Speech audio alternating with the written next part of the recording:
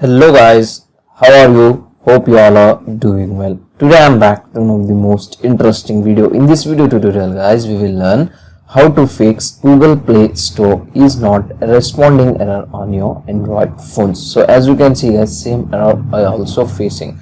So I am going to show you 4 to 5 methods to fix this e-reading error on your phone. So let's get started. So when you are facing this type of problem, so first you need to close the app. Just tap on close app option on your screen and then restart your phone one time. After restarting, first you need to check your internal storage of your phone. Go to any file manager app on your phone and check your phone's internal storage. If the internal storage is full, you need to free up some your internal storage. After this guys, it will fix your problem.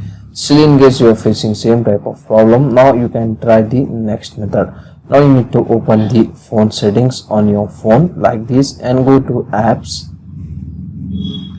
From here go to all apps like this, and here you need to find out Google Play services. Okay, open it, go to storage. You need to clear the caches and storage of the Google Play services. Okay, after doing this guys, go back. Now you need to find out Google Play services framework.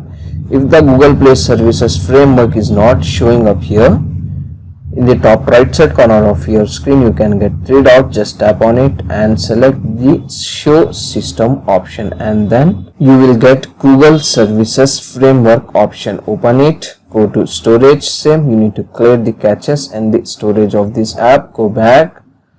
Now you need to find out Google Play Store. Open it. Same, you need to clear the caches and storage of this app and close it.